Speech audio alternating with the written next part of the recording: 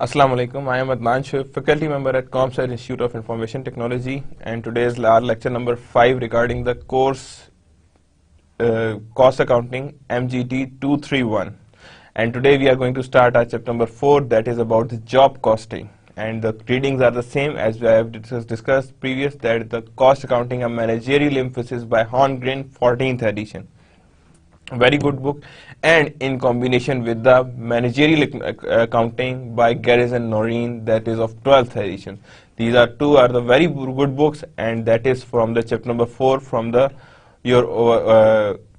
book now Horngren का chapter number 4 है, and chapter number 2 in Managerial Accounting by Garrison and Noreen, उसका second chapter है ये. So that's we have a readings for that. You can easily have a reading, आप उसमें से readings देख सकते हैं ताकि आपको easily वहाँ से चीजें मिल जाएं. That is a reference for that one.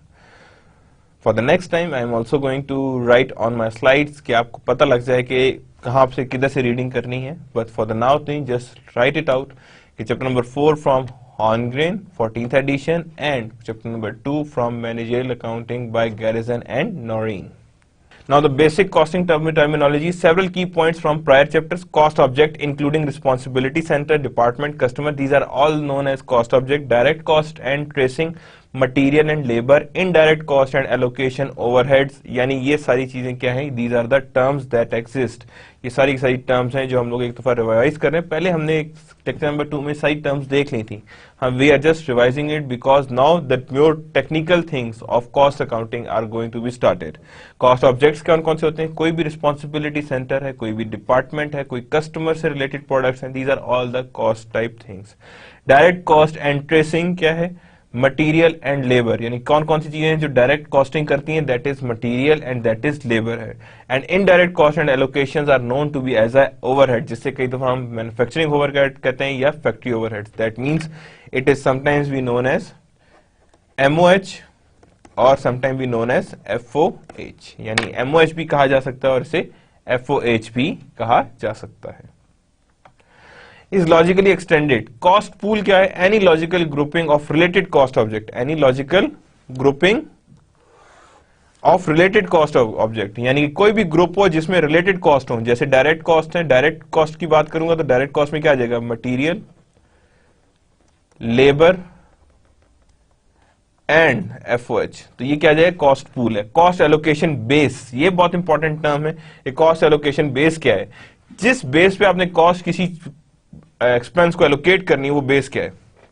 A cost driver is used as a basis upon which the to build a systematic method of distributing indirect cost. क्या बनाए हम? Systematic method of distributing indirect cost. यानी कि एक method होगा या एक base होगी जिसकी बेस पे हम लोग एक सिस्टमैटिक डिस्ट्रीब्यूटिंग मेथड बनाएंगे for the indirect cost. For example, let's say that direct labor are cause indirect cost to change. यानी कि डायरेक्ट लेबर की जो कॉस्ट आर्स हैं वो किसको चेंज कर रहे हैं? Indirect cost to change. अब यहां पे मैं आपको दोबारा बार रिपीट नहीं कर रहा हूं कि डायरेक्ट कॉस्ट क्या होती है और इनडायरेक्ट कॉस्ट क्या. डायरेक्ट कॉस्ट वो होती है जो डायरेक्टली मशीन या कोई भी आप जो प्रोडक्शन कर रहे हैं उसके अंदर अटैच हो रही है. इनडायरेक्ट कॉस्ट वो होती है जो डायरेक्टली अटैच ना हो रही हो बल्कि वो उसे सपोर्ट कर रही हो. जब आपकी डायरेक्ट, देखो जैसे ही हम बात करते हैं कि भाई डायरेक्ट लेबर आ, जितना आप मशीनरी ये प्रोडक्शन करेंगे, जाहिर बात है पंखा भी उतना ही चलेगा, जगह भी उतनी ही चाहिए.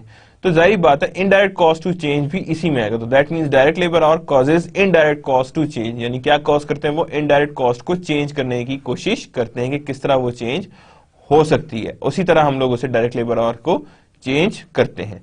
यानी डायरेक्ट लेबर आर्स ही की वजह से इनडायरेक्ट कॉस्ट बढ़ रही होती है. That I am trying to say कि डायरेक्ट लेबर आवर्स ही कॉस्ट कर रहे होते हैं to change the indirect cost. तो जब हम लोग कहते हैं डायरेक्ट लेबर आवर्स की बात करते हैं causes indirect cost to change, that means कि हम बात कर रहे हैं कि डायरेक्ट लेबर आवर की बेसिस पर ही हमारी इनडायरेक्ट कॉस्ट चेंज हो रही है. उसी को कहते हैं कि लेबर आवर जो हो गए डायरेक्ट लेबर आवर जिसकी बेस पे आप कॉस्टिंग कर रहे हैं इनडायरेक्ट कॉस्ट की, that is known as allocation base. उसे क्या कहते हैं हम? Allocation base. Accordingly, direct labor hours will be used to distribute or allocate cost among objects. कहाँ किसके बीच में? cost objects के बीच में allocate करें based on their usage of the cost drive. Based on usage, क्यों किस level पे use कर रहे हैं. तो हम allocation basis को allocation बेसिस को यूज करेंगे to allocate the cost among the cost driver, यानी कॉस्ट ड्राइवर्स के बीच, कॉस्ट ऑब्जेक्ट्स के बीच में हम इसी की बेस पे हम एलोकेशंस करेंगे। कॉस्ट सिस्टम्स हैं, job costing, system accounting for distinct cost object called jobs, यानी कि क्या कहलाएगा, system accounting for distinct cost objects called jobs, यानी कि डिस्टेंट कॉस्ट ऑब्जेक्ट्स के बीच में जो सिस्टम की अकाउंटिंग है उसे क्या कहते हैं हम, jobs. Each job may be different from next and customer different resources, her job खुद अगले से भी डिफरेंट हो सकती है और कस्टमर भी डिफर कर सकते हैं on the basis of job. Process costing क्या होती है, system accounting for mass production, कि जिसमें मैस प्रोडक्शन हायर साइड पे जा रही है और मैस प्रोडक्शन की तरफ ही जा रहे हैं। प्रोडक्शन ऑफ आइडेंटिकल और similar product, for example oil refinery, orange juice and soda pop. अभी मैं ज्यादा डिटेल में जाऊंगा जॉब कॉस्टिंग क्या है और प्रोसेस कॉस्टिंग क्या है, मैं अभी फर्दर स्लाइड्स में आपको नजर आएगा कि कितनी क्या जॉब कॉस्टिंग होती है और क्या जॉब कॉस्टिंग एग्जिस्ट करती है, that we are going to see. अभी जस्ट फॉर दिस टाइम हम यहां तक रखेंगे कि हाँ जी there exists a job costing and another type is the process costing। further slides में हम देखेंगे कि ये कहां किस जगह पे आके lie करते हैं। now cost systems illustrated, गौर से देखिएगा, that is known as service sector, that is merchandising sector, that is manufacturing sector। audit engagements done by the price, water cooper consulting, सारी की सारी job costing है। engage done by McKinsey, advertising agencies campaign run by Ogilvy and Mather, individual legal cases argued by Hale and Dorr, computer repair jobs done by CompuSA, movies and produced by the Universal Studios। ये सारी क्या service sector है। LLB sending individual items to mail order, ये the merchandising है। special promotion of new products by Walmart, again merchandising sector। manufacturing assembly of individual aircraft at Boeing and similar construction of ships at Linton Industries। तो ये हमारे पास job costing. अब यहाँ पे service sector के लिए इन सारों पे जॉब कॉस्टिंग करनी है, मर्चेंडाइजिंग में इनकी करनी है, मैन्युफैक्चरिंग में इनकी करनी है। प्रोसेस कॉस्टिंग क्या है, bank cheque clearing at bank of America, post delivery bye US postal service, ये सारी क्या आ जाएंगी फॉर प्रोसेस कॉस्टिंग है। चेक डिलीवरी सारी बात है, अब चेक आ रहे हैं जा रहे हैं, देयर इज नो कि हम कहेंगे एक चेक आया है फिर उसके लिए जाएंगे, फिर नहीं, चेक आते जा रहे हैं, they are being cashed. Grain dealing by Arthur and Anel Daniel, यानी कि ग्रेन डीलिंग क्या है कि हाँ जी कॉन्टिन्यूस डीलिंग होती है। Lumber dealing with warehouses, यानी कि हाउसेज के साथ डील कर रहे हैं। Oil refining by Shell oil and beverage production by PepsiCo, यानी ये चीजें हमारे पास क्या आती हैं, that is included in the process costing used. यानी जो ऊपर वाली टर्म्स हैं उन सारों के लिए हम जॉब कॉस्टिंग मेथड यूज करेंगे और नीचे वालों के लिए क्या यूज करेंगे, that is process costing method. क्या यूज करेंगे हम, process costing method. Cost approaches कौन कौन सी है, एक्चुअल कॉस्टिंग होती है, नॉर्मल कॉस्टिंग होती है। Actual costing allocates indirect cost based on actual indirect cost rates times the actual activity consumption। normal cost indirect cost based on budgeted indirect cost rate and times the actual activity in consumption। कि जितनी आपके पास actual activity in consumptions हैं वो हमारे पास as a base होंगी, that is a time जिसी base पे हमने एलोकेशंस करनी है। हाँ, एक्चुअल कॉस्टिंग क्या होगी कि आप actual indirect cost, actual rate जो है उसको एक्चुअल एक्टिविटी के साथ मल्टीप्लाई करें। नॉर्मल क्या होगी, बजटेड रेट को बजटेड एक्टिविटी एक्चुअल एक्टिविटी के साथ मल्टीप्लाई करें। Means simple, actual cost actual rate into actual activity और budgeted rate into actual activity, यानी budgeted rate into actual activity. Both method allocate direct cost to a cost object in the same way by using actual direct cost, यानी दोनों same method में allocation होती है। Direct cost rate को use करते हैं by actual consumption. Both method allocate direct cost to a cost object, यानी क्या करते हैं, डायरेक्ट कॉस्ट को एलोकेट करते हैं किसको, टू कॉस्ट ऑब्जेक्ट, और कॉस्ट ऑब्जेक्ट को एलोकेट करेंगे by using actual direct cost rate times actual consumption, यानी एक्चुअल रेट टाइम्स को किससे मल्टीप्लाई करेंगे, एक्चुअल कंजम्पशन से। कॉस्टिंग अप्रोचेस समराइज्ड, कौन कौन सी कॉस्टिंग अप्रोचेस एग्जिस्ट करती हैं। First of all direct cost, actual direct cost into actual quantity, ये आ गई। और नॉर्मल कॉस्ट है actual direct cost into actual quantity of direct inputs, यानी कि ये दोनों एक्चुअल में ही आ रही है डायरेक्ट कॉस्ट में, ठीक है।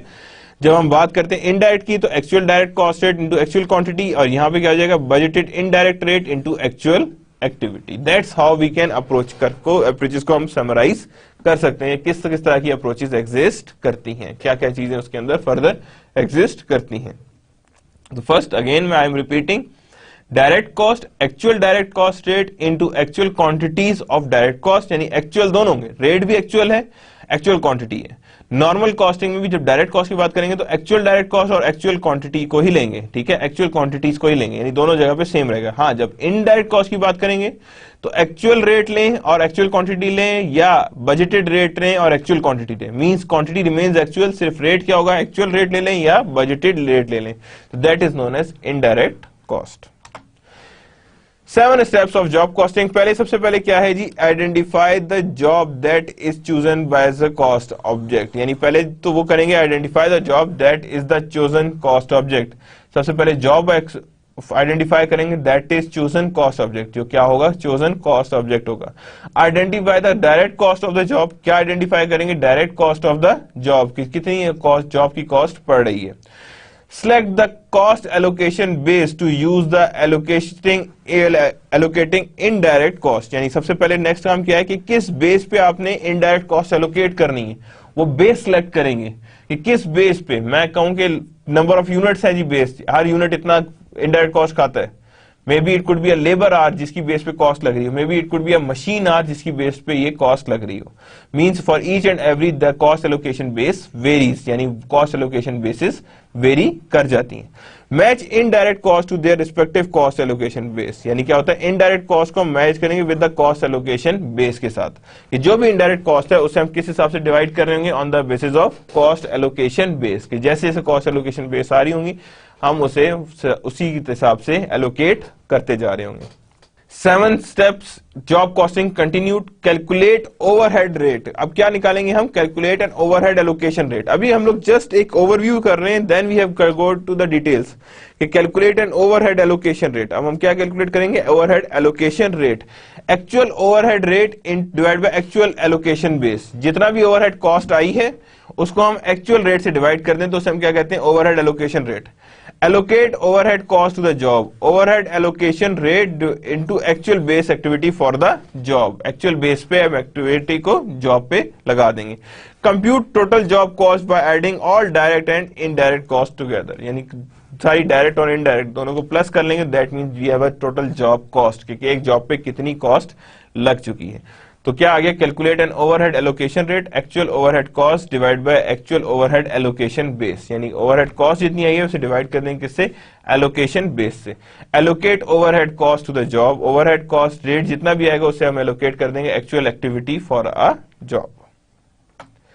That is a sample job costing statement, job costing document. अब देखें जॉब रिकॉर्ड आ रहा है, डायरेक्ट मटेरियल, ये देखें यहाँ पे गौर से देखते जाएं, ये जॉब नंबर आ रहा है यहाँ पे, डेट स्टार्टेड, कस्टमर आ रहा है दिस वन, डायरेक्ट मटेरियल 4 फरवरी को आया 2008 में, मटेरियल रिक्विजिशन है, कितनी आई, क्वांटिटी यूज्ड इतनी आई है, यूनिट कॉस्ट 15 थी, टोटल कॉस्ट कितनी है 112।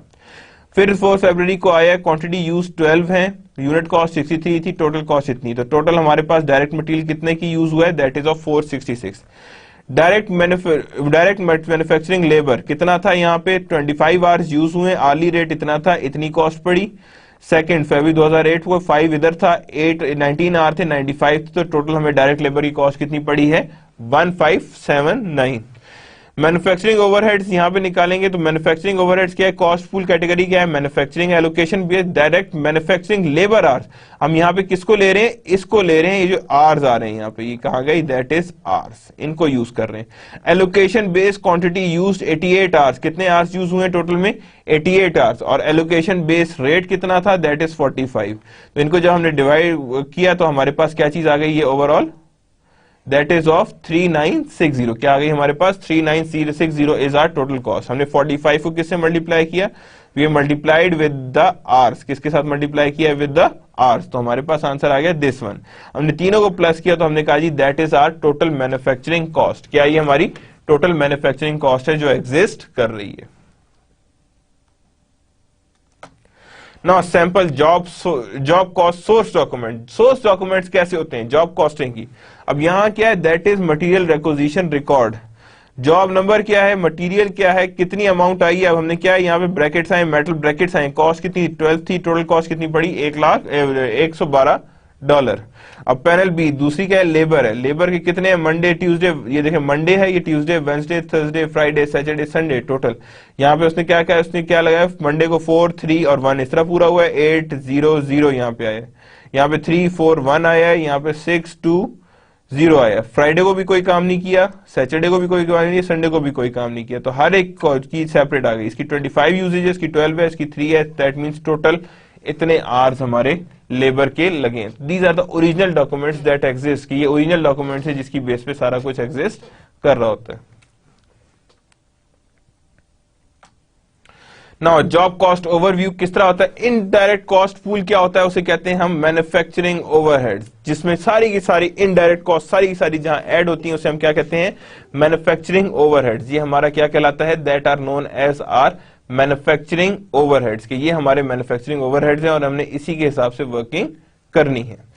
Cost allocation base 27,000 direct material manufacturing hours. अब यहां पे क्या आ गया, यानी 27,000 direct material manufacturing labour hours आ गए। That is my cost allocation base, ये हमारी क्या है, कॉस्ट एलोकेशन बेस। $45 पर our direct labour our is our hourly rate, ये हमारे पास क्या आ गया, आर रेट, यानी ये हमारे पास एलोकेशन रेट आ गया, आर एलोकेशन रेट आ गया। और किस तरह निकाला है, allocation manufacturing cost divide by direct cost. क्या किया हमने, allocation manufacturing cost divide by direct cost object specialised machinery, किसमें मशीनरी स्पेशलाइज्ड है, वो मशीनरी पे। और नीचे देखें तो हमारे पास क्या आ रहा है, डायरेक्ट मटेरियल और मैन्युफैक्चरिंग लेबर, ये दोनों ऐड करें तो क्या कहलाती है, that is known as direct cost, ठीक है ना। और एलोकेटेड मैन्युफैक्चरिंग ओवरहेड्स जो है वो टॉप पे, यानी ये दोनों चीजें यहां पे आके मिलती हैं, ये सारा टॉप का है और ये सारा बॉटम का है। तो ये दोनों चीजें इस तरह आपस में आके कंट्रीब्यूट करती हैं और इस तरह आपस में आके मिलती हैं। Now we are moving towards the journal entries. Journal entries की तरफ मूव करें। जर्नल एंट्रीज कहां होती हैं, किस तरह वर्क करती हैं। Journal entries are made at each step of production process, यानी हर स्टेप ऑफ प्रोडक्शन प्रोसेस में फैक्ट्री अकाउंट्स में एंट्रीज होती हैं। किसमें होती हैं, फैक्ट्री अकाउंट्स में एंट्रीज होती हैं।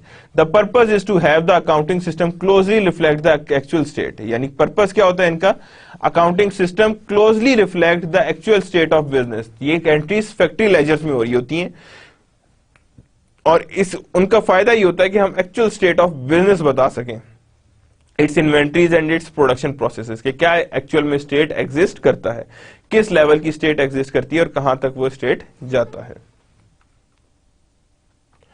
Journal entries continued further. All product costs are accumulated in work in process control account. क्या अकाउंट होता है, इसे हम कहते हैं वर्क इन प्रोसेस। याद रखिएगा जितना भी मटेरियल, लेबर या फैक्ट्री ओवरहेड जितने भी हैं वो सारे के सारे एक अकाउंट में अप्लाई होते हैं जहां पे वो मैन्युफैक्चरिंग होती है। मैन्युफैक्चरिंग के उस अकाउंट को हमने नाम दे दिया वर्क इन प्रोसेस, कि जो काम अभी हो रहा है या अभी अभी चल रहा है तो उसे हम कहते हैं वर्क इन प्रोसेस।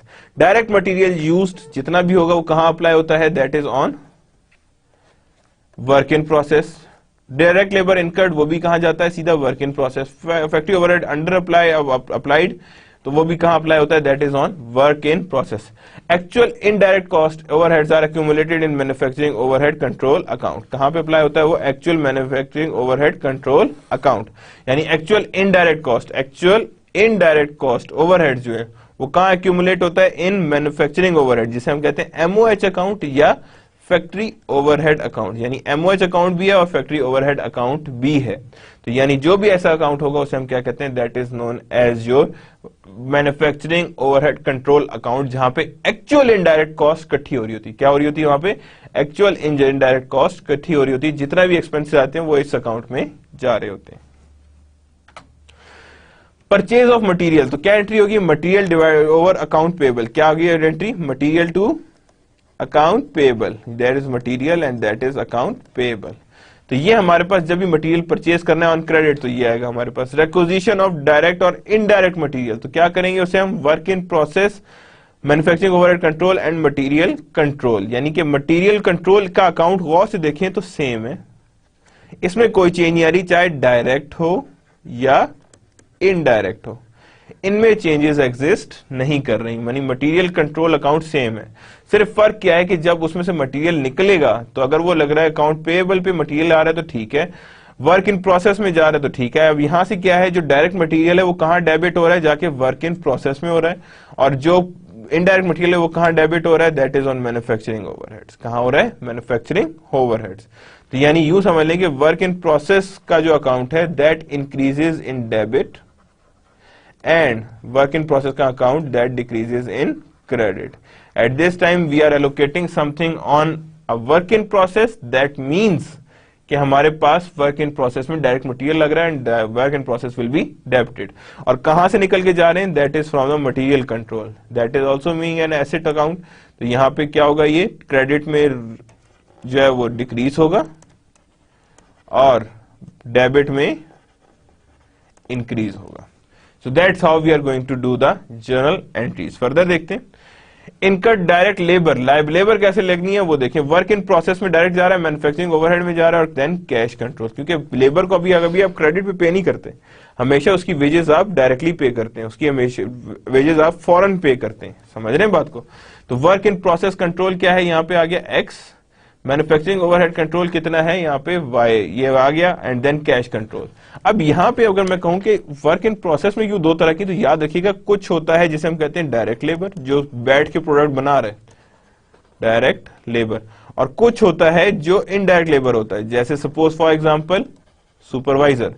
जो सुपरवाइजर होता है उसे हम क्या कहते हैं, दैट इज इनडायरेक्ट लेबर। क्या होता है वो, इनडायरेक्ट लेबर होता है, यानी means direct labour and indirect labour. और क्रेडिट में क्या आता है, दैट इज कैश कंट्रोल। क्या आता है वो, कैश कंट्रोल आता है। So that's how we put the labour. क्या करते हैं हम लोग, लेबर को जो एंट्रीज पुट करते हैं, that is something like this. Incurring और रिकॉर्डिंग द एक्चुअल को कैसे रिकॉर्ड करते हैं हम यहां देखें। मैन्युफैक्चरिंग ओवरहेड कंट्रोल डेबिट है, जितनी सेल्स सैलरी पेएबल है, अकाउंट पेएबल है, क्यूमुलेटेड डेप्रिसिएशन सारी की सारी हमने क्रेडिट की और किसमें डाल दी, उठा के सीधा मैन्युफैक्चरिंग ओवरहेड्स में डाल दी। किसमें डाल दी हमने, मैन्युफैक्चरिंग ओवरहेड्स में डाल दी, क्योंकि ये सारी सारी पेएबल है ना, सैलरी पेएबल भी क्या है, पेएबल आती है, अकाउंट पेएबल भी ये उस मैन्युफैक्चरिंग ओवरहेड में आ रहा है। Depreciation related to place where they are making the products, you are developing or building or manufacturing the products, and prepaid expenses are also for the manufacturing overhead. तो सारी चीजें उठा के हम किसमें डालते हैं, मैन्युफैक्चरिंग ओवरहेड्स में। यानी in other words manufacturing overhead जो है वो इंक्रीज करता है डेबिट में, डिक्रीज करता है क्रेडिट में।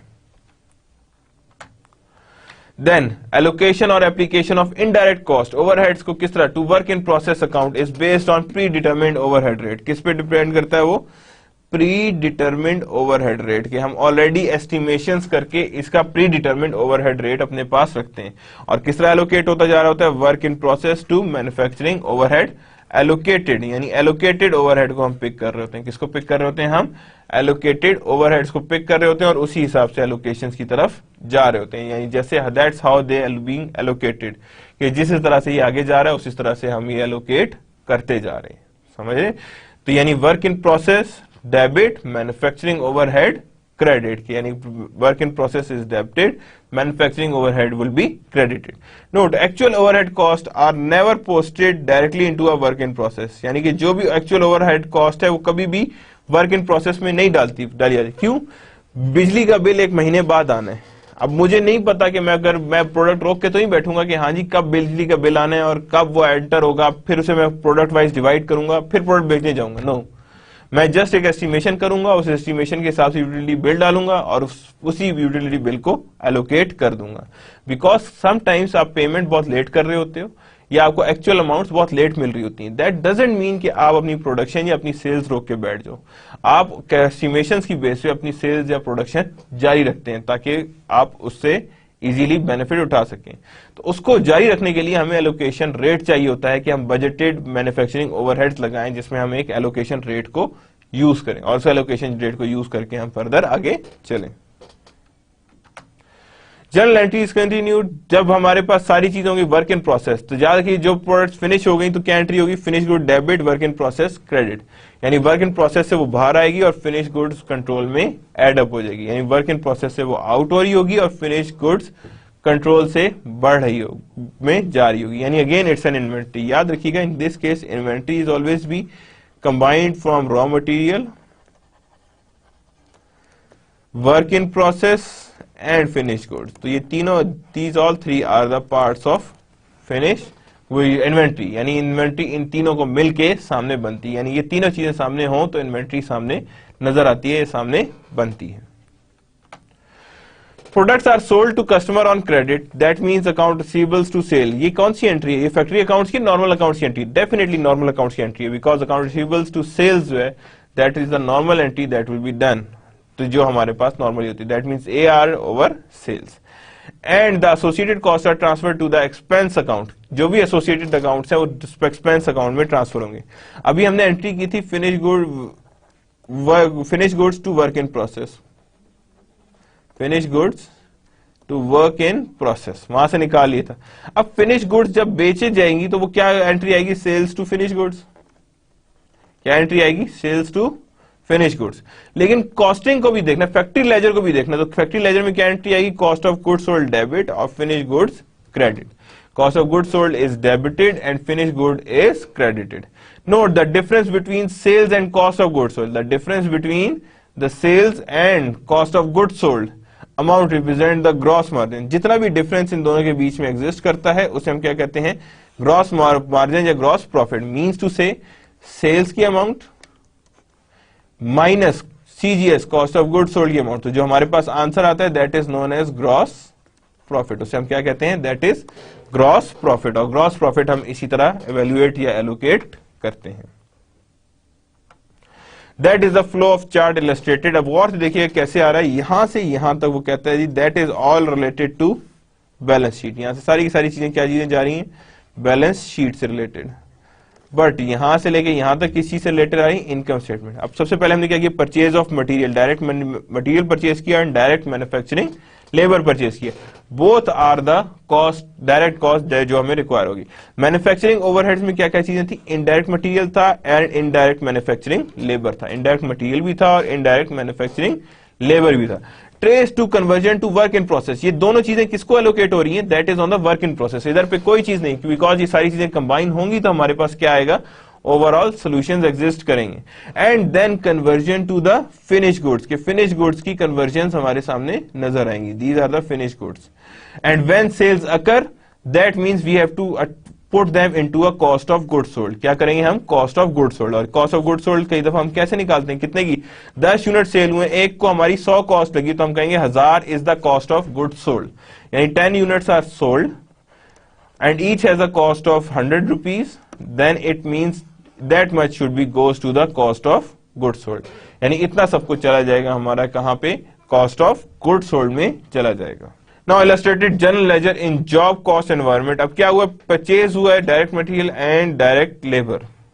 Purchase of direct and indirect material is 89,000। अब यहां पे देखें ये क्या लिखा हुआ है? That is of 89,000। Purchase of direct material जो है वो डायरेक्ट और इनडायरेक्ट मटेरियल कितने का आया? That is 89,000। Usages of direct material is 81,000, indirect material is 4,000।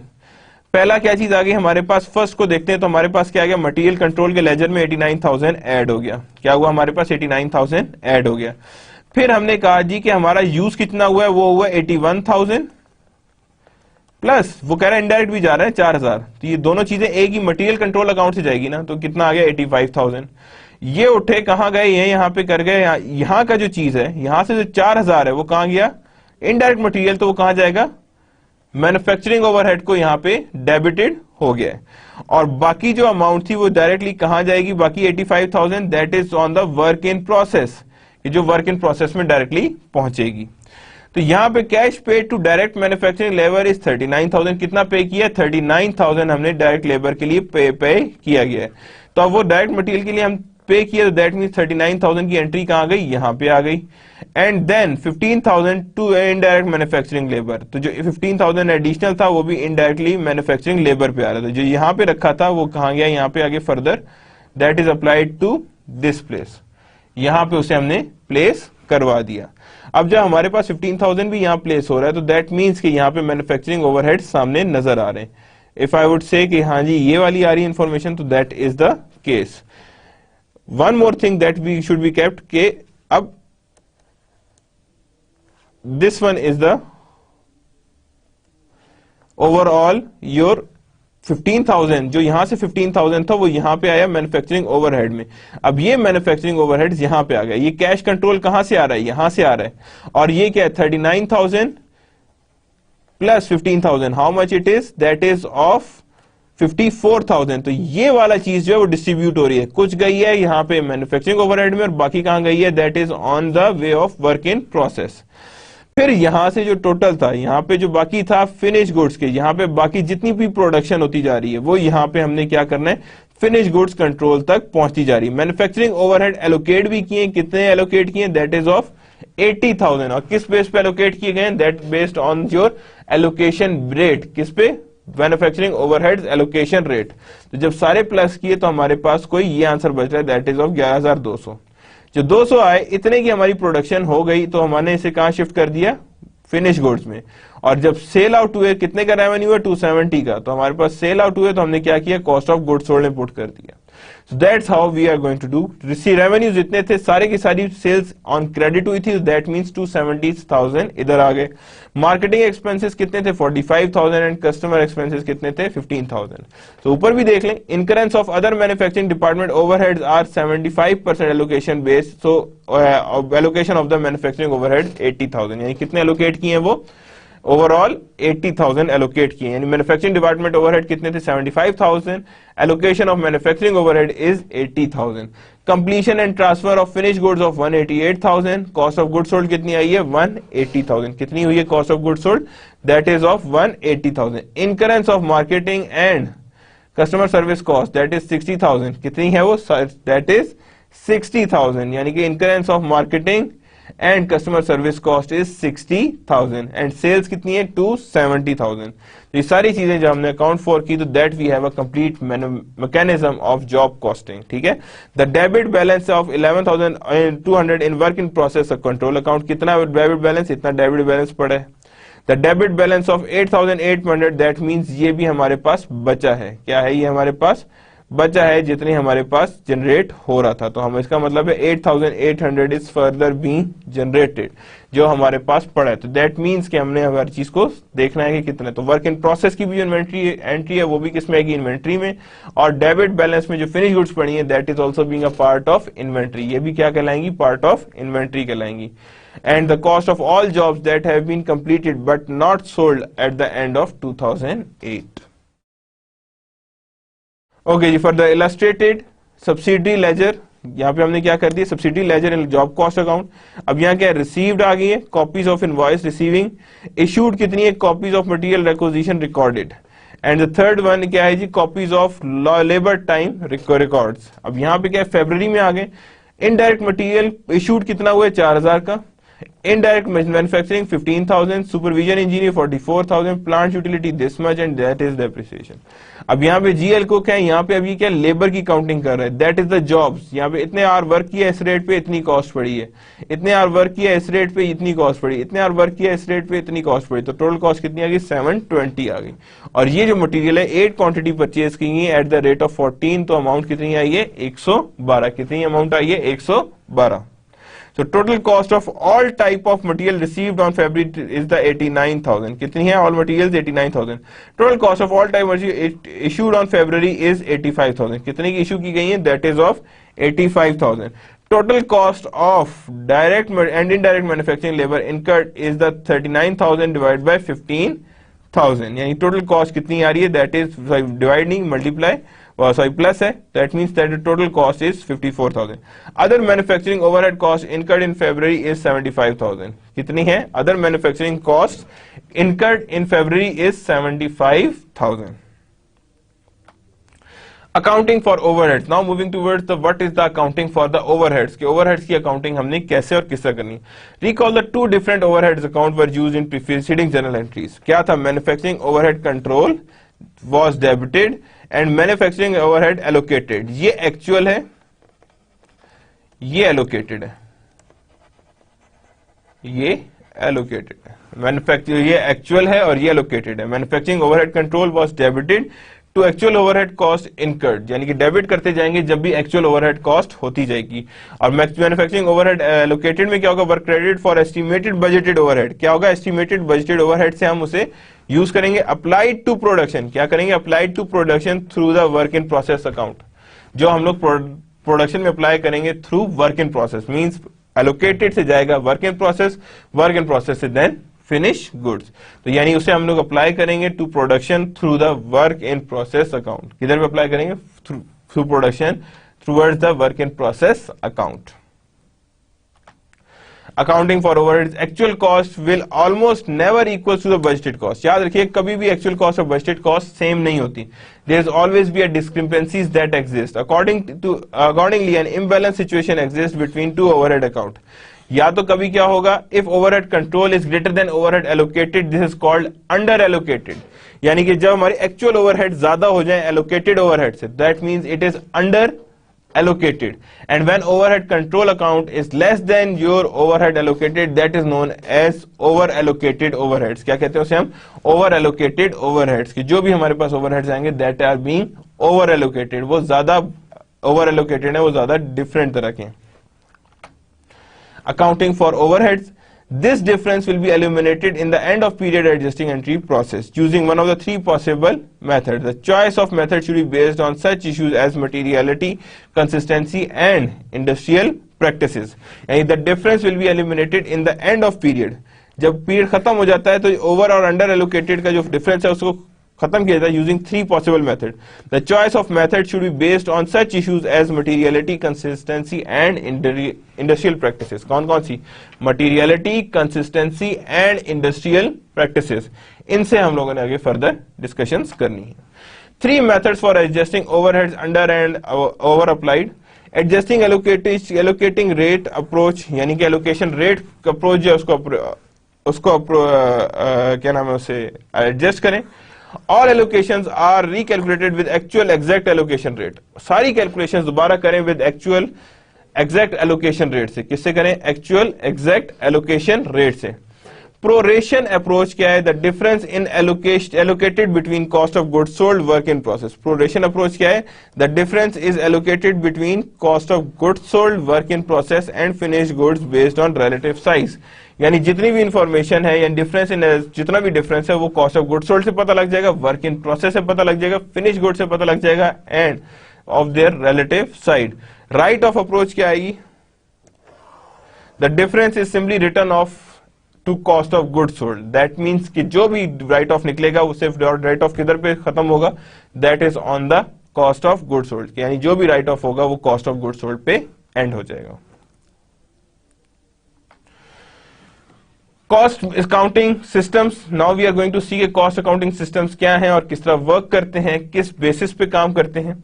Cost accounting involves measurement, recording and reporting product cost. Measuring, recording and reporting product cost, यानी major करते हैं, रिकॉर्ड करते हैं एंड रिपोर्ट करते हैं क्या चीज हम, product cost. Accounts are fully integrated into a general ledger. कहां होते हैं ये अकाउंट, जितने भी हैं इंटीग्रेटेड होते हैं जनरल लेजर के अंदर। Perpetual inventory system provides immediate up to date information. हमने दो तरह के इन्वेंट्री सिस्टम होते हैं जो अकाउंटिंग में आपने पढ़े होंगे, that is perpetual inventory system and periodic inventory system. Perpetual inventory system and periodic inventory system, जो भी डिफरेंस होगा वो वहां पे आराम से नजर आ रहा होगा। तो that means perpetual inventory system जो है वो कहता है कि हर एक कोई भी ट्रांजैक्शन होती जाए उसको रिकॉर्ड करते जाओ in form of journal entry. Periodic inventory system कहता है डे टू डे रिकॉर्डिंग का कोई फायदा नहीं है, एंड में देखेंगे क्या हुआ है क्या नहीं हुआ। टू बेसिक टाइप्स क्या है, job order cost system and a process cost system. दो तरह की टाइप्स आ गई। फिर अगेन मैंने कहा था, इसे मैंने ज्यादा डिटेल में डिस्कस नहीं किया। That means two job order cost system and the process cost system। कौन सा है, job order cost system and process cost system। job order cost system and process cost system। cost accounting system, job order cost system क्या है, cost are assigned to each job और batch, यानी cost हर batch को allow की जाएगी। यानी कि कहा जाएगा अच्छा ये हमारे पास ऑर्डर आए, हम कॉस्ट उस ऑर्डर पे लगाएंगे, ये नहीं कि कंटिन्यूअसली चलता रहेगा।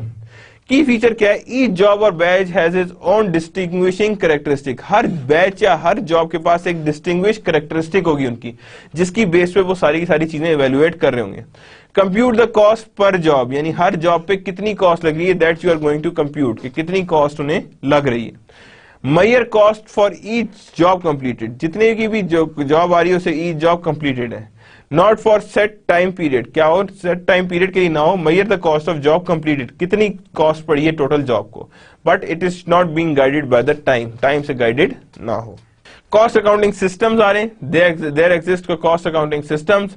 जॉब ऑर्डर कॉस्ट सिस्टम, अब गौर से देखिएगा, ब्लैक इंक, टाइप सेटिंग्स, 225 वेजेंस, William shocks, envelopes, 2 jobs, wedding invitations, क्या क्या आ गया यहाँ पे हमारे पास, सारा का सारा लिख लिया, एनवेलप्स हैं, मेन्यू दे दिया टाइप सेटिंग्स में, lamination, coloured ink, yellow stocks and 50 copies.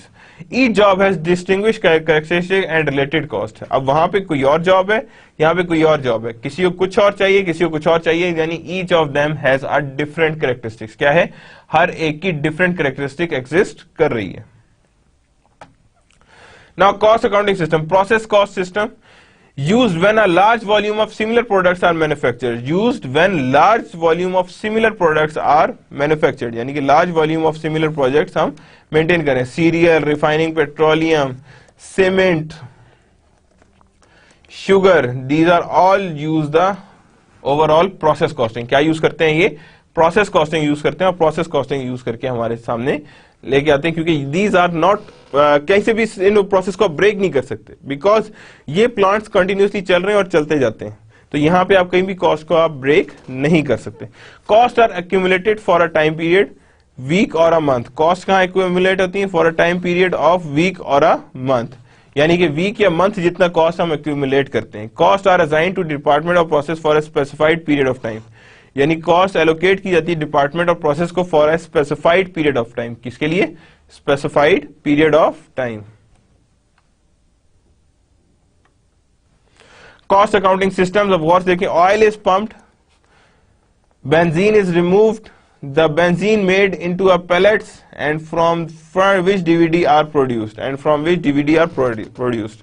ये कौन सी डीवीडीज प्रोड्यूस करनी है, बेंजीन कैसे अलग करना है, बेंजीन को किस तरह अलग करेंगे, बेंजीन को किस पिलर बनाने में काम आएगा, एंड ऑयल इज पंप्ड, हम लोग क्या करेंगे साथ साथ ऑयल को भी पंप करेंगे। Now cost accounting systems, some review questions are there. Cost accounting involves the manufacturing, recording and reporting of product cost, future cost, manufacturing cost and managerial decision making.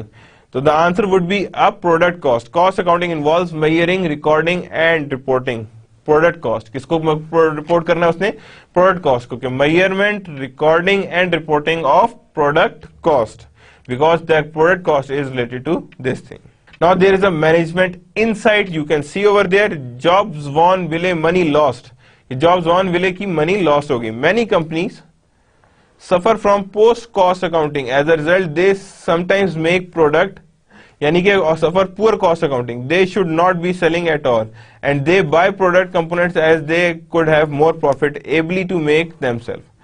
Also inaccurate cost data leads to company to misallocate capital and frustrate efforts by plant manager to improve efficiency, यानी frustrate भी करते हैं efforts को by plant managers to improve the efficiency. For example, consider the case of diversified company. किसका consider case करें? Consider the case of diversified company in the business or a rebuilding diesel incommodity. The manager thought they are making money, but consulting firm found that the company had seriously underestimated the cost. कि जो सी cost थी company ने क्या किया, उसे further underestimate किया। The company bailed out of the business and not a moment too soon, says the consultant who's advised the company. The more contract it won and the more money it lost. Given that situation, a company cannot stay in business very long. So what would be the question regarding it? The question would be, what type of cost do you think the company had been underestimating? Cost, कौन सी cost है जो वो company जो है वो underestimate कर रहे होंगे? If you are going to think, just read out the first paragraph again. अगर आप देखें तो inaccurate cost data leads to a company to misallocate. For example, they have diversified or rebuilding diesel income. Rebuilding है सबसे बड़ी cost क्या होगी? Research and development, जिसको उन्होंने अकाउंट फॉर ही नहीं किया, जिनको उन्होंने सामने लेके ही नहीं आए, because there is a cost that is associated with this thing, वो कॉस्ट इन्हें इनके सामने लानी चाहिए थी। जॉब ऑर्डर कॉस्ट फ्लो, कि जॉब ऑर्डर कॉस्ट फ्लो किस तरह का है और कैसा एग्जिस्ट करता है। The cost flow parallel the physical flow of material as they are converted into finished goods. Manufacturer cost assigned to work in process. Cost of completed jobs are transferred to finished goods, and when the unit costs are sold, the cost transferred to cost of goods sold. किधर transfer हो जाएगी? That is on the cost of goods sold. Now that is a job order cost flow. सबसे पहले raw material, factory और labour, manufacturing overhead, तीनों apply कहाँ होंगे? Work in process में। वर्क इन प्रोसेस पे अप्लाई होने के बाद कंप्लीटेड गुड्स यहाँ पे आ जाएंगी, और कंप्लीटेड गुड्स यहाँ पे आएंगी तो यहाँ पे फर्दर आप क्या करेंगे? इसे सेल कर देंगे। यानी first of all manufacturing cost, then work in process, then finish goods, and then cost of goods sold. यानी manufacturing cost, work in process, finish goods and cost of goods sold. Accumulating manufacturing cost, manufacturing cost याद रखिएगा accumulate की जाती है। First of all they are being accumulated, इकट्ठी की जाती है। अब इलस्ट्रेशन देखते हैं। Wallace company purchases 2000 lithium battery, stock क्या है, नंबर क्या है? That is AA2746, and at $5 per unit 10,000, and 800 electronic modules at $40 per unit, that is $32,000, for total cost of 42,000. कितनी cost? 42,000. The entry to record this purchase on January 4 is, किस तरह January 4 है उसे किस तरह हम लोग एलोकेट करेंगे? That means raw material inventory debit, यानी परचेज किया उसने, एंड अकाउंट पेएबल क्रेडिट। पहली तो जनवरी की ये एंट्री होगी सबसे पहली। उसके बाद फैक्ट्री लेबर है कॉस्ट, के फैक्ट्री लेबर कॉस्ट कैसी होगी? Consist of 3 cost: gross earning factory workers, employ payroll, toll taxes of employees, and fringe benefit incurred by law. यानी ये वो है जो फ्रिंज बेनिफिट्स हैं that are being incurred by the law, के incurred by law क्या आ रही हैं और किस तरह से एग्जिस्ट कर रही हैं। ठीक है, तो that means gross earning of factory workers, कि ये these are the factory labour at cost, कि जो भी अर्निंग लेके जा रहा है लेबर, वो ग्रॉस अर्निंग जितनी भी जा रही है वो आपकी जेब से जा रही है, तो that is like factory labour cost. Employ payroll taxes on these earnings, के एम्प्लॉय के कितने पेरोल टैक्सेस हैं ऑन दीज अर्निंग, की कितनी एम्प्लॉय की पेरोल टैक्सेस आ रहे हैं, तो वो भी अगेन हम नहीं देने क्योंकि हमने डिडक्शन एट सोर्स करनी। Fringe benefits incurred by the employer, कि कितने फ्रिंज बेनिफिट एग्जिस्ट कर रहे हैं that are being incurred by the employer. Now again illustration देखें, Wallace incurs $32,000 to factory labour cost, कितने 32,000 लेबर फैक्ट्री लेबर कॉस्ट को हो गया। Of that amount 27 related to wages payable and 5,000 related to payroll tax payable in February. The entry to record factory labour for the month is, factory labour कितनी आ रही है 32,000 की, factory wages payable 27,000, employer payroll tax payable that is 5,000। So the next one illustration आप देखें, अब यहां पे मैं बैक करता हूं, देखें यहां पे अब हमने क्या किया, यहां पे कॉस्ट की फर्दर टाइप्स निकली है। यहां पे हम लोगों ने यहां पे देखा था factory labour 32,000, factory wages payable 27,000, employ payroll tax payable that is 5,000, that means that is going to the factory labour. Many types of overhead costs exist. For example, property taxes, depreciation, insurance, and repair. For example, property taxes, depreciation, insurance, and repairs. These are all known as overhead costs. Cost unrelated to manufacturing process are expensed. Any cost unrelated to manufacturing expense process are known as expense. जैसे selling and admin expense. क्या होंगे वो? Selling and admin expenses. Costs related to manufacturing process are accumulated in manufacturing overhead. जितनी भी cost होगी जो not manufacturing process से related होगी वो accumulate कहाँ होगी? That is on the manufacturing overhead. कहाँ accumulate हो रही है? Manufacturing overhead में। Manufacturing overhead subsequent assigned to work in process, यानी कि manufacturing overhead subsequently assigned to work in process। लेकिन कौन सा manufacturing overhead लगता होगा? Manufacturing overhead allocated लगता है। कौन सा लगता है? Manufacturing overhead allocated subsequently assigned to work in process।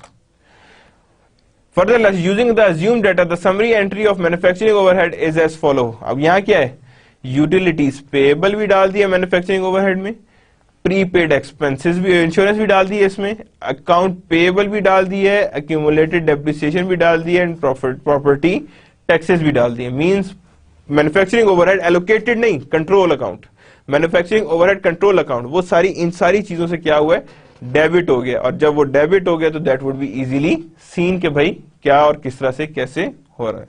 Now first go for the do it, कि हम लोग कुछ करना चाहते हैं. During the current month KRT company incurs the following manufacturing cost. अच्छा, ये जो प्रॉब्लम है ये आपकी बुक से ली गई है ताकि आपको एक अंदाजा हो कि इन प्रॉब्लम्स को कैसे सॉल्व करना है. First one, raw material purchases of $4200 on account. कितने की परचेज हो रही है, 4200 ऑन अकाउंट, कि जितना भी है उसे 4200 ऑन अकाउंट है. Incurs factory labour of 18,000. Factory labour कितनी है, 18,000 है. Of that amount 15,000 relates to wages payable and 3,000 relates to payroll tax payable. यानी वेजेस इनकर फैक्ट्री लेबर की कितनी है, 18,000, 15,000 relate to wages, 3,000 relates to payroll tax payable. यानी 18,000 veg है, जिसमें से 3,000 जो हमने क्या दिया है, दैट इज टैक्सेस. हमने क्या दिया है, taxes. Factory utility of $2200 are payable. यानी यूटिलिटी का जो यूटिलिटी आ रही है फैक्ट्री की, वो कितने की पेएबल है, 2200 की. Prepaid factory insurance is $1,800 has been expired. 1800 के डॉलर एक्सपायर हो गए हैं, क्या चीज, your factory utility. And depreciation on the factory building is 3,500. यानी कि डेप्रिसिएशन कितनी आ रही है इस फैक्ट्री बिल्डिंग की, that is of 3,500. Prepare journal entry for each type of manufacturing cost. तो फर्स्ट ऑफ ऑल प्रिपेयर करेंगे raw material purchase 43,000 on account. क्या करेंगे, मटेरियल अकाउंट,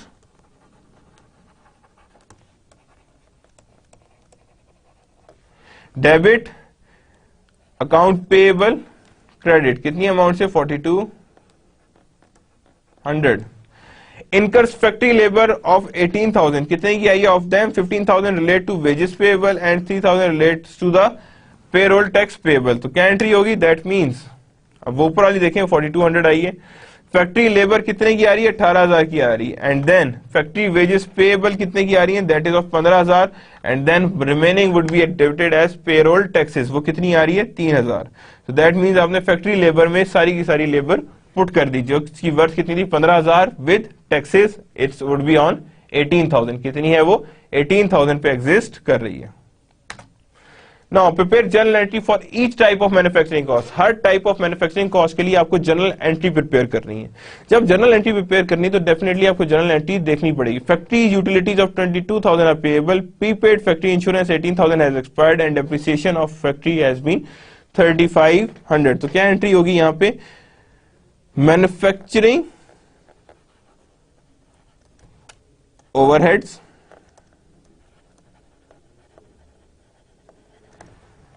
डेबिट, ये मैं ऐसे आगे निशानी लगा रहा हूं, डेबिट. एंड देन क्रेडिट क्या आ जाएगा, factory utilities of 2200 are payable. Prepaid factory insurance are this much. And credit, first of all prepaid insurance 1800, depreciation 3,500. यानी प्रीपेड इंश्योरेंस एक्सपायर्ड कितने, 1800, और डेप्रिसिएशन कितने की जा रही, 3,500. तो that's how we are going to see कि किस किस तरह से ये लाई कर रही. तो दैट मींस ये दोनों आएंगी और that cumulates to the overall 22. Factory utilities को कितना दिया जा रहा है, फैक्ट्री यूटिलिटीज दैट इज 2200. कितना दिया जा रहा है फैक्ट्री यूटिलिटीज को, that is 2200. So 1800 plus 3,500 plus 2200. तो यहां पे हम डेबिट में वो अमाउंट लिख देंगे, ठीक है ना. So that's how it we are going to do it. 7,500 है, पहली 2200, then 1800 and then 3,500. These are going to account. अच्छा, ये याद रखिएगा, ये मैन्युफैक्चरिंग ओवरहेड कंट्रोल अकाउंट है. ये क्या है, मैन्युफैक्चरिंग ओवरहेड कंट्रोल अकाउंट. तो जब भी हम कंट्रोल अकाउंट को देखते हैं तो हमने मैन्युफैक्चरिंग ओवरहेड कंट्रोल अकाउंट उसी के हिसाब से ही बनाना है, ठीक है. That is known as manufacturing overhead control account. की कंट्रोल अकाउंट उसी के हिसाब से चलेगा जिस तरह वो चलता है, ठीक है ना. तो 7,500, 2,200, 1,800, 3,500. तो यहां पे आ जाएगा मैन्युफैक्चरिंग ओवरहेड कंट्रोल अकाउंट. ये हमारे पास आ रहा है मैन्युफैक्चरिंग ओवरहेड को कंट्रोल करने वाला अकाउंट. तो जब भी हम इसे कंट्रोल करेंगे तो हमने ये चीजें सामने रखनी है और इसी के हिसाब से देख के हमने फर्दर आगे लेके जाना है. Now there is a job cost flow review question, when incurred factory labour cost are debited to work in process, यानी कि जब भी इनकर होगा कोई भी factory labour cost will be debited to work in process, factory wage expense, factory labour और factory wages payable, तो definitely it would be on the factory labour. किस पे आएगा ये? फैक्ट्री लेबर पे आएगा। क्यों फैक्ट्री लेबर पे आएगा? बिकॉज जब भी कोई चीज हम इनकर करेंगे सबसे पहले वो फैक्ट्री लेवल में आएगा, लेबर में आएगा, and then we are going to credit it somewhere else. ये वर्क इन प्रोसेस उसी तरह आ रहा है जिस तरह हमारे पास होता है। वर्क इन प्रोसेस में इसलिए डेबिटेड नहीं होते क्योंकि डेबिट हमने करके कहीं भेजना है। जब वर्क इन प्रोसेस में कोई चीज भेजनी है तो वर्क इन प्रोसेस डेबिट में होगा, फैक्ट्री लेबर क्रेडिट में होगी। सो दैट मीन्स कि ये हमारे पास इस तरह सीन चलेगा। और उसके बाद फैक्ट्री वेजेस एक्सपेंसेस क्या होंगी? फैक्ट्री वेजेस के जितने भी एक्सपेंसेस हैं, दैट मीन्स कि वो सारे के सारे आपके फैक्ट्री वेजेस एक्सपेंस। अब यहां एंट्री क्या होगी? Factory wages expense to factory wages payable, क्योंकि आपने सबसे पहले उसे क्या बनाना पड़ेगा? लायबिलिटी बनाना पड़ेगा, ताकि उसे आप लायबिलिटी बनाएं। और जब पे करेंगे तो क्या किस तरह पे करेंगे? Factory wages payable to cash. किस तरह पे करेंगे? Factory wages payable to cash, यानी फैक्ट्री वेजेस जैसे ही पेएबल होंगी उसी के साथ ही हम कैश भी पे करेंगे। और इसी तरह फैक्ट्री वेजेस पेएबल का ये अकाउंट जो है वो यहां यूज होगा। तो फर्स्ट याद रखिएगा, जब भी एक्सपेंस आए हैं, एक्सपेंस को पहले पेएबल बनाने के बाद उसे हमने आगे कैश में कन्वर्ट करना है। ये याद रखिएगा, जब भी हम फैक्ट्री वेजेस की बात करते हैं हमने फैक्ट्री वेजेस में इन्हीं चीजों का ध्यान रखना है कि हमने हर चीज को उसमें नीटी एंड ग्रिटीज को देखना है कि यहाँ पे पेबल्स क्या है। याद रखिएगा, कोई भी एक्सपेंस हो, मैं फिर बता रहा हूं, एनी का एक्सपेंस, कोई भी एक्सपेंस अगर एग्जिस्ट कर रहा है तो याद रखिएगा कि वहां पे हमने सबसे पहले देखना है कि फैक्ट्री वेजेस एक्सपेंसेस हैं, then make it payable and then give it to a cash. Same is the case with the tax. Income tax expense पहले जनरेट होगा, फिर उसे हम लोग एडजस्टिंग एंट्री करके इनकम टैक्स पेएबल बनाएंगे, और जब पे करना होगा तो हम क्या कहेंगे? Income tax payable to cash, यानी कि हमने हर एक के अकाउंट्स बनाने हैं। These are all control accounts जो रिक्वायर्ड होते हैं। ये ज्यादातर फैक्ट्री लेजर्स में एग्जिस्ट करते हैं। किसमें एग्जिस्ट करते हैं? फैक्ट्री लेजर्स में। याद रखिएगा, हमने जो एंट्रीज पढ़ी है अकाउंटिंग में वो तो नॉर्मल एंट्रीज है जो होती हैं, उनके अलावा भी सब एंट्रीज होती हैं जिन्हें हम कहते हैं फैक्ट्री लेजर। जो एंट्रीज फैक्ट्री लेजर में हो रही होती हैं, याद रखें वो फैक्ट्री लेजर्स में ही रहती हैं और वहीं पे ये वर्क कर रही होती हैं, यानी फैक्ट्री लेजर्स के साथ ही होती हैं और उन्हीं के साथ ही ये परफॉर्म कर रही होती हैं। तो ये एंट्रीज या ये अकाउंट्स जो होते हैं ये सारे के सारे फैक्ट्री लेजर में होते हैं, जिनका फर्दर बैलेंस आपके अकाउंटिंग के लेजर्स में आता है, जहां वो ऐड होके फिर हमारे पास कम्युलेटिव वैल्यूज आती हैं जो हम बैलेंस शीट और इनकम स्टेटमेंट में लगाते हैं। यानी ये सारी चीजें हमने इस तरह से ही परफॉर्म करनी होती है कि how we are going to perform for the factory ledger या फैक्ट्री वेजेस, यानी जिस तरह से आ रही होंगी फैक्ट्री वेजेस हमने उसी तरह से इसे परफॉर्म करना है। सेम इज द केस, याद रखिएगा, जब भी प्रीपेड होता है तो याद रखिएगा प्रीपेड हमेशा पहले एक्सपेंस आया है, तो यहां पे सपोज मैं कहता हूं insurance expense to prepaid insurance, यानी कि प्रीपेड इंश्योरेंस पे की जाएगी, तो जो भी आएगी वैल्यू वो डायरेक्टली किस में जाएगी? Manufacturing overheads. कहां जाएगी? MOH, that is all known as manufacturing overheads. Manufacturing overheads में ये चली जाएगी, और जैसे ही वो जाएगी that we are going to calculate on the basis of these things, कि जितनी भी आ रही है उसे उसी हिसाब से हमने कैलकुलेशंस में लेकर आना है। तो दैट मीन्स कि हमने हर एक चीज को देखना है कि यहां पे जितने भी एक्सपेंसेस हैं पहले पेएबल्स बने। एक चीज हमेशा जो कंफ्यूज की जाती है that is factory overheads allocation, allocated and factory overhead control. Control में हमेशा एक्चुअल एक्सपेंसेस डालने, एलोकेशन में कुछ नहीं डालना, सिर्फ और सिर्फ एलोकेशन में हमने एस्टिमेटेड अमाउंट डाल देनी कि हाँ जी इतनी हमारी एलोकेशन है। फिर हमने चेक करना है ओवर अप्लाइड और अंडर अप्लाइड। अभी हमने डिस्कस किया था ओवर अप्लाइड और अंडर अप्लाइड में क्या डिफरेंस एग्जिस्ट करता है, तो याद रखिएगा ओवर अप्लाइड और अंडर अप्लाइड में ये डिफरेंस एग्जिस्ट करता है कि when we talk about over applied तो इसका मतलब यह है कि मेरे पास बजटेड जो था वो ज्यादा था, एक्चुअल कम था, तो that means my FOH is being over applied. लेकिन जब इसका रिवर्स होगा, रिवर्स मीन्स कि जब मैं कम एस्टिमेट करूंगा और एक्चुअल ज्यादा आ जाएंगे, that means I have under applied the overheads. लेकिन ये ओवरहेड्स का एडजस्ट होंगे, याद रखिएगा इस अकाउंट में एडजस्ट होंगे ये ओवरहेड्स, ओवर अप्लाइड और अंडर अप्लाइड, जिसे हम कहते हैं कॉस्ट ऑफ गुड्स सोल्ड, इसमें से अप्लाइड होंगे। जब वो ज्यादा चले गए हैं तो cost of goods sold credit हो जाएगा ओवर अप्लाइड में, और अगर कम चले गए तो cost of goods sold debit हो जाएगा और नीचे क्या आ जाएगा, under applied, FOH. So that's how we are going to manage के किस किस तरह से हमने चीजों को लेके आगे फर्दर मैनेज करना है। ये सारी चीजें होती हैं जो जॉब ऑर्डर फ्लो पे हम लोगों के अप्लाई होती है और उसी के हिसाब से हमने चीजों को लेके चलना होता है। वर्क इन प्रोसेस, याद रखिएगा इसकी भी इन्वेंट्री एग्जिस्ट करती है। ये इन्वेंट्री बहुत इंपॉर्टेंट होती है और जब भी हमने बनाना होगा cost of goods sold statement, क्या बनाना होगा हमने, cost of goods sold statement. तो याद रखिएगा जब भी हम cost of goods sold statement बनाएंगे तो वहां पे हमने ये लाजमी देखना होगा कि हमारे पास वर्क इन प्रोसेस की बिगनिंग और एंडिंग इन्वेंट्री अवेलेबल हो। अगर हमारे पास वर्क इन प्रोसेस की बिगनिंग और एंडिंग इन्वेंट्री अवेलेबल नहीं होगी तो याद रखिएगा कि वहां पे cost of goods sold statement हमारा नहीं बन सकता, because the cost of goods sold statement requires work in process ending और beginning, but the reason should क्या नाम है बेट शुड बी देयर कि आपके वहां पे मैन्युफैक्चरिंग बिजनेस हो, वहां पे वर्क इन प्रोसेस बहुत इंपॉर्टेंट होता है। लेकिन अगर मैन्युफैक्चरिंग बिजनेस नहीं है, मर्चेंडाइजिंग बिजनेस है, तो that means you don't require a manufacturing work in process beginning and ending inventory. याद रखिएगा मर्चेंडाइजिंग और मैन्युफैक्चरिंग में ये एग्जिस्ट करता है कि वर्क इन प्रोसेस की ओपनिंग बिगनिंग होती है तो उसका मतलब है द बिजनेस इज मैन्युफैक्चरिंग। और अगर हम बात करते हैं मर्चेंडाइजिंग की तो याद रखिएगा उसकी बिगनिंग और एंडिंग उसमें वर्क इन प्रोसेस की नहीं होती, सिर्फ और सिर्फ रॉ मटेरियल की बिगनिंग एंडिंग चाहिए होती है, आपकी फिनिश गुड्स की बिगनिंग और एंडिंग इन्वेंट्रीज रिक्वायर्ड होती हैं। So that's how we are going to do all the job order cost flow.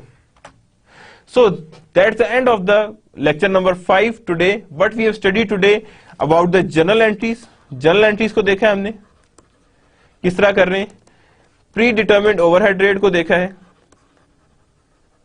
कि क्या डिटेल्स आती हैं उसके अंदर ओवरहेड रेट, एंड देन हमने उसके अंदर देखा है कि ओवरऑल जॉब कॉस्ट फ्लो कैसा है। सर्टेन डॉक्यूमेंट्स देखे हैं related to job and also studied कि जर्नल एंट्रीज कैसे परफॉर्म की जाती हैं और किस बेस पे परफॉर्म की जाती हैं। ये चैप्टर अभी खत्म नहीं हुआ, अभी इसका रिमेनिंग पोर्शन है। इंशाल्लाह in the next class we are going to study that portion. उसमें हम देखेंगे प्री डिटरमिन्ड ओवरहेड रेट्स कैसे डेवलप हुए, किस बेस पे डेवलप हुए और कैसे वो फर्दर आगे सामने आए। तो यानी वो हर चीज को we are going to study कि उसमें हमारे पास क्या चीजें इन्वॉल्व होती हैं प्री डिटरमिन्ड ओवरहेड रेट को और किस किस तरह से निकाल सकते हैं, बजटेड ओवरहेड कैसे निकलता है, एक्चुअल ओवरहेड रेट कैसे निकलता है। और we are going to do many और lots of examples regarding this so that you can have a practice of it, ताकि आपको पता हो कि आपने इन्हें कैसे हैंडल करना है, किस तरह से आपने इन्हें टैकल करना है। जिस तरह से अभी आप टैकल करेंगे उस तरह से ये आगे फर्दर प्रोसेसिंग लेके आएगा। सो दैट मीन्स कि हमने अभी इसमें डिटेल देखना है कि जर्नल एंट्रीज कैसे प्रोसेस हो रही है और फर्दर हमने cost of goods sold statement भी बनानी है कि cost of goods sold statement कैसे बनती है, उसमें क्या स्टेप्स इन्वॉल्व हैं और कौन कौन सी स्टेजेस के बाद cost of goods sold statement हमारे सामने आती है। सो हमने ये सारी चीजें अभी स्टडी करनी है। That is not the end of the chapter, that is the certain portion of that chapter. Inshallah, in the next lecture, we would start with the same topic, and that is the continued of the chapter number 4 from the Horngren, and chapter number 2 from the managerial economics, managerial accounting by Garrison and Noreen, 12th edition. Of Horngren का कौन सा edition है? That is of 14th edition. So that's the end of our today's lecture. Allah Hafiz.